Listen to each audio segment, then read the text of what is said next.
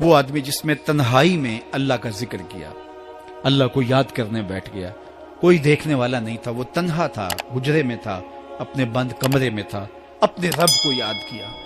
اللہ کی یاد کرتے کرتے اس کی آنکھوں سے آنسو ٹپکنے لگے، اس کی آنکھیں آنسوؤں کا خراج دینے لگی۔ تو میرے اور آپ کے آقا و مولا نے فرمایا کہ یہ آنسو اتنے قیمتی ہیں، ان آنسوؤں کے بدلے میں قیامت کے دن اسے عرش الہی کا سایہ نصیب ہوگا، عرش الہی کا سایہ اسے نصیب ہوگا ان آنسوؤں کے بدلے میں۔ رومی علیہ رحمہ فرماتے ہیں جہاں پانی گرتا ہے وہاں سبزہ اگتا ہے، جہاں آنسو گرتے ہیں وہاں رحمت اترتی ہے۔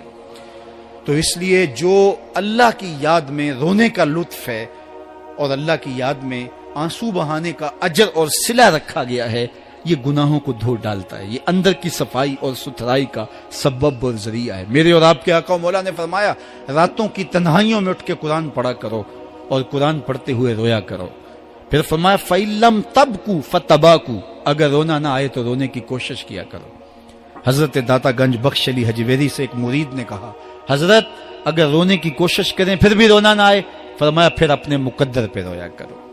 تم اتنے سنگ دل ہو گئے ہو کہ تمہاری آنکھیں آنسوں کا خراج نہیں دیتی۔ جو رونا نہیں جانتا وہ اللہ کی رحمتوں کو اور اللہ کی کرم نوازیوں کو کیسے سمیٹ پائے گا؟ بچہ روتا ہے تو ماں دودھ دیتی ہے، جب بندہ اللہ کے حضور الہاؤ زاری کرتا ہے، عجز کرتا ہے، انکساری کرتا ہے تو اللہ کی رحمتوں کو جوش آتا ہے اور اللہ تعالیٰ کی رحمتیں اس پہ برستی ہیں اور اس کے نہ صرف گناہ معاف ہوتے ہیں بلکہ اللہ تعالیٰ اس کے گناہوں کو بدل کے نیکیوں میں تبدیل کر دیتا ہے۔ ایک فقیر تھا، ملنگ درویش، اللہ کا بندہ، اس کی عادت یہ تھی کہ اپنے ڈیرے پہ آنے والوں کو کھلاتا، ان کو پلاتا اور ان کی ضروریات کا خیال رکھتا، لیکن کو مالی آسودگیاں نہیں تھی۔ ہوتا یہ تھا کہ بعض اوقات لوگ آتے تو ادھار لے کر کے وہ لوگوں کو کھلا دیتا۔ خیر چونکہ فقیر کا مزاج یہ ہوتا ہے کہ لوگ آئیں اس کے ڈیرے سے کھائیں، بابا بلے شاہ نے بھی کہا تھا نا اٹ کھڑک کے دکڑ بجے تتا ہووے چلا، آن فقیر کھا کھا جاون راضی ہووے بلا۔ یہ فقیروں کا مزاج ہے، تو جو بھی آتا اس کے ڈیرے سے کھاتا اور وہ ادھار اٹھا اٹھا کے لوگوں کی ضروریات کو پورا کرتے رہتے۔ وقت آخر آ گیا، جن لوگوں نے ادھار دیا تھا وہ سارے تقاضا کرنے آ گئے۔ اب بابا جی کو کیا فکر لاحق ہے کہ یہ میرے مہمان اور میں ان کو کچھ پیش کرنے کی صلاحیت نہیں رکھتا۔ ایک بچہ تھا، وہ کچھ سامان بیچ رہا تھا، پتیسا بیچ رہا تھا یا کوئی اور چیز بیچ رہا تھا۔ اس نے گلی سے گزرتے ہوئے آواز لگائی، خادم کو کہے سے بلا کے لاؤ، کہا تم بیچ رہے ہو تو میرے مہمانوں کو کھلا دو۔ بچہ بڑا خوش ہوا کہ میں سارا دن گلیوں میں گھوم کے یہ پتیسا بیچنا تھا، اب یہ ایک جگہ ہی سارا فروخت ہو گیا تو یہ تو موج لگ گئی، میں جلدی گھر چلا جاؤں گا، میری ماں خوش ہوگی۔ تو سارا ان مہمانوں کو کھلا دیا گیا اور اس کے بعد کہا بابا جی پیسے؟ کہا تم بیٹھ جاؤ، جب ان کو ملیں گے تو تجھے بھی مل جائیں گے۔ وہ بیٹھ گیا، 2 4 10 منٹ بیٹھا تو بچہ تھا، پھر کھڑا ہو گیا، بابا جی پیسے؟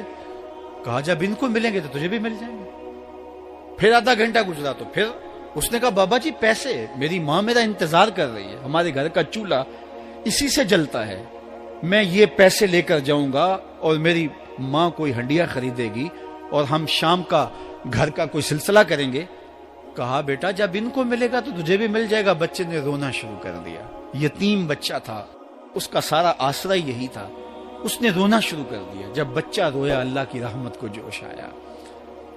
کوئی مرید نذرانہ لے کے ان بزرگوں کے پاس آ گیا اور اشرفیوں کی بھری ہوئی تھیلی پیش کی۔ وہ اتنے پیسے تھے کہ اس بچے کو بھی دیے، جتنے لوگ آئے تھے سب کا قرض چکایا، کہا جاؤ گھروں کو۔ تو سب نے کہا بابا جی ہم صبح سے بیٹھے ہوئے تھے تو یہ نذرانہ دینے والا صبح سے نہیں آیا تو اب کیسے آ گیا؟ کہا صبح سے تمہارے اندر کوئی رونے والا نہیں تھا، ایک رونے والا آیا تو باقیوں کا بھی کام بن گیا۔ بعض اوقات کسی ایک شخص کی وجہ سے باقیوں کی خطائیں بھی معاف ہوتی ہیں۔ آج ہم اجتماعی طور پہ تا حد نظر اندر باہر اوپر نیچے اتنے لوگوں کے ہجوم میں اللہ کی بارگاہ سے یہ توقع رکھتے ہیں کہ مالک کتنے ہجوم میں کوئی ایک تو ہوگا جو تیرا لاڈلا ہوگا، کوئی ایک تو ہوگا جو تیرا بہت قریبی ہوگا، کوئی ایک تو ہوگا جس پہ تیری رحمتیں برسیں گی۔ تو مالک اس کے صدقے سے ہماری خطائیں بھی معاف کر دے، ہمارے گناہ بھی معاف کر دے۔ کوئی ایک رونے والی آنکھ مل گئی تو تو باقیوں کا بھی کام بن جائے گا۔ اٹھ فریدا ستیا تے میلا ویکھن جا، وت کوئی بخشیا مل جاوے تے تو ہی بخشیا جا۔ میرے مالک ہم سب کی خطائیں معاف کر دے، ہم سب سے درگزر فرما، اور ہم سب کے باطن کو ستھرائیاں دے دے، ہمارے اندر کو پاکیزگیاں دے دے۔ بہت وقت میں نے اور آپ نے صاحب گزار لیا، تیزی کے ساتھ زندگی بیت رہی ہے۔ میں اگر اپنے آپ کو دیکھوں تو میری زندگی کتنی بہاریں کاٹ چکی ہے۔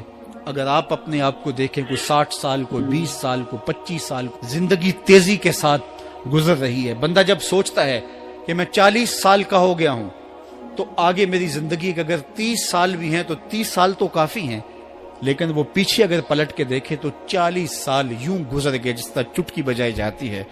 جب چٹکی بجانے کے وقت میں 40 سال گزر گئے محسوس ہوتے ہیں، تو جو باقی 30 سال اگر ہوئے بھی، وہ تو گمان ہے میرا، وہ تو گمان ہے آپ کا، ہمیں تو ایک سانس کا بھی نہیں پتا۔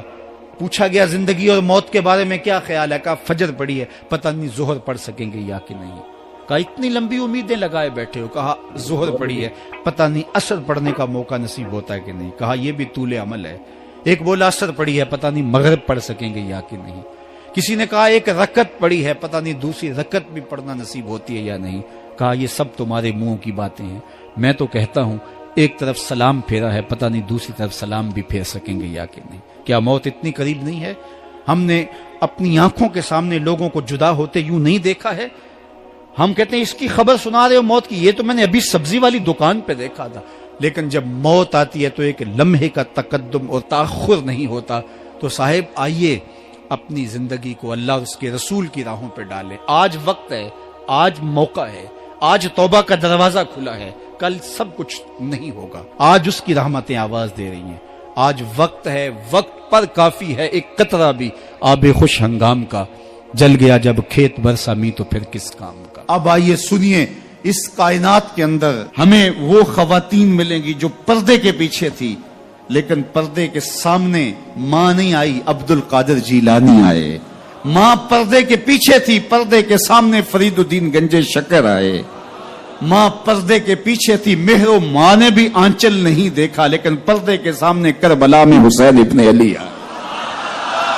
تو یہ پردے کے سامنے آئے، وہ پردے کے پیچھے تھی۔